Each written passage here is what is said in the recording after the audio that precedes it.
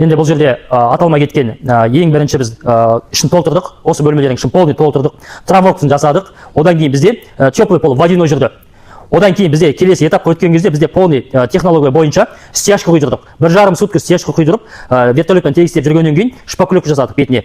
Өйткені неге жасаймыз? Ламинаттың дұрыс жатуы керек. Бұл жерде қараңыздар. Ламинатымыз 33 класс фаскамен 24-25 сағат судан қорықпайды бұл ламинат. Бұны 45-ке қойдық. Сол себепті міне бізде стяжканың өзі 1,5 сутка жетті, оны біз кестірдік. Стяжка жарылмау үшін. Одан кейін подложка тасталды. Одан кейін бар осы ламинатты 45-ке төседік. Стенаның өзі бізде подмаяк. Бұның бәрі бізде тексерілген. Бізде Тимур өзі қолына алып, бұның бәрін тексереді. Арнайы үнемі келіп отырды. Бұл жерде розеткалардың өзі арнайы таңдалған.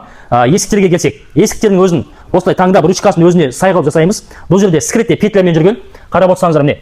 Бұл жерде скрытый петля, есік 2,20. Біз мына есіктің өзіне доборкаларын арнайы қойдық. Осылай телескоппен жүреді. Бізде енді натяжныйға келсек, натяжной бізде как гипсогордон сияқты түседі. Магнитный тіректер, споттар, молдингтар, декоративный панельдеріміз. Бұл жерге арнайы бронза цветте ленталар қойылды молдингтардың ішіне. Қарасаңыздар, бізде осы стенаны осындай молдингтармен қаптап бердік. Ал сосын мына жақта TV-зонаға келсек, бұл жерде декоративный панельдер, қараңыздар. Бұл арнайы боялады. Ал бұл жерге де біз арнайы ленталарын қойдық, бронза. Бұл жерге TV-зона, TV-зонаны да осылай арнайы бамбук панельмен, бұны подсветкамен қойдық. И көбінесе мынау бізде ашық қалатын. Ал біз бұны ашық қалдырмадық. Бұл өзімізде уголок жабыстырдық бұған. Арнайы жағында қап-қара болып тұрсын, өйткені теледидардың өзінің несіне келеді. Люстралар өзі таңдалған осылай, бізде хозяиндар осылай таңдалған. Енді мына жаққа келсек, кондерді біз екі жерге қойып бердік. Қарасаңыздар, міне кондер осылай түсті. Әрқайсының өз диванның екі жағына осылай розетка қойып бердік. Ал плинтусқа келсек, бұл бамбук плинтус бізде. Бұл плинтустың өзінде бізде қарап отырсаңыздар 45-ке қоямыз. Өйткені бізде заглушка болмайды. Бұрыштарында қосылған жерлерінде, сол үшін біз бұны 45-ке кесеміз. Бұны да ескере кетеміз. Доборка кіре берісінде. Бұл жердің өзінің бралары қойылды. Өздеріңіз видеода көріп отырғандай барлық жерге өзінің брасы қойылған арнайы. Бұл бізде спальный бөлмесі. Спальныйде де бізде декоративный панельдер өзінің брасымен, өзінің мастер включатель дейді жаңағыдай. Проходной деп жатады. Включатель бәрі қойылған розеткалармен. Міне декоративный панель бұл да боялған арнайы. Негізі барлық бөлмеде бізде скрытый карниз ПК-14 деген бар. Бұның барлығында бізде подсвет қойылған.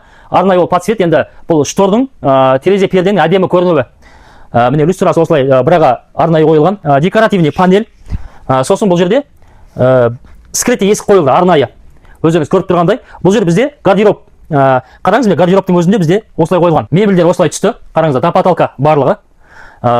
Бұл жерде бізде тумбочкасы бар, арнайы подсветка айнасымен. Енді бұл енді қойылады бралары, мына жерде подсветкалары. Бұл бітіп жатқан бөлме Алла қаласа. Енді келесі спальня таныстырайын сіздерді. Екінші спальня қараңыздар. Енді бұл жерде бізде детский сияқты жасалған. Екі жағына төсек келетін болғандықтан екі жағына бра ғана қойдық. Өзінің люстрасымен ғана әдемі келді. Шторлар осылай қойылды. Бұл бөлме өзі бір қарапайым сияқты біте салды. Мынау бізде үшінші спальня. Үшінші спальняде бізде декоративный панель, сол жағымызда бұл жерге TV-зона жаңағы телевизор келетін болғандықтан осылай дизайн осылай шығардық. Мына жағымызда, оң жағымызда бізде мебель серый цветте қойылды, арнайы өзінің стилімен. Ал спальняда мына төсектің бас жағына осылай қараңыздар, екі брасымен декоративный панель. Бұл жерде бізде свет хоккей свет болып шықты. Арнайы. Бұл жердің өзіне арнайы осылай хоккей светте пердесі таңдалды, шторка. Міне бұл жерде подсветкамен арнайы қойылған. Ол перделер әдемі көрінсін деп. Міне өздеріңіз көріп тұрғандай, мен сіздерді енді немен таныстырамын? Үлкен залмен. Бұл бізде зал бөлмесі, әрине бұл қонақ бөлмесі. Бұл жерде де бізде декоративный панельдер жүрген, көрдіңіздер ме? Міне өздеріңіз көріп тұрғандай, мынау арнайы боялатын декоративный панель. И молдингтар қойылды. Бұл жерге де бір кондер қойылды. Бұл жерде сол өзінің плинтусы бамбуковый, 45-ке ламинаты бәрі біркелкі түскен. И бұл жерде үлкен терезесі бар. Подсветкамен ПК-14 карниз. Мына жақта да бізде полный ПК-14 карниза түскен әр терезенің үстіне. И подсветкалармен. Бұл жерде де магнитный терек екі жағына қойдық. Люстраны осылай шаңырақ күйде енгіздік. Енді өздеріңіз көріп тұрғандай қараңыздар. Мен сіздерді енді санузелмен таныстырайын. Бұл бізде кіреберістегі сол жағымызда санузел. Кабинка бұл жерде бізде душевой.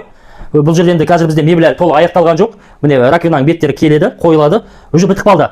Бұл бізде кабинка. Осылай таңдалды, светтері бронза, золотис қойылды, қараңыздар. Айнасы да мына жерде софит осылай қойылды.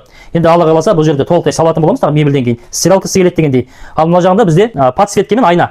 Бұның өзі бізде сенсорный. Жаңа қолды тигізбей осылай таңдалды арнайы. Вариантты осындай дизайнмен таңдалды. Ал мына жерде бізде туалет. Бұл жерде туалетте бізде инсталляция гроя қойылған арнайы.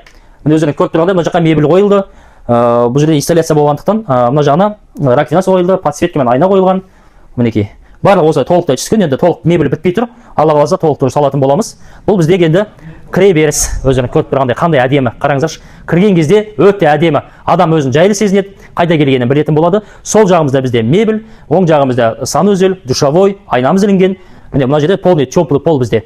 Сол себептен өздеріңізбен таныстырғандай Алла қаласа енді біз толық видеосын салатын боламыз. Алдағы уақытта күтетін болыңыздар.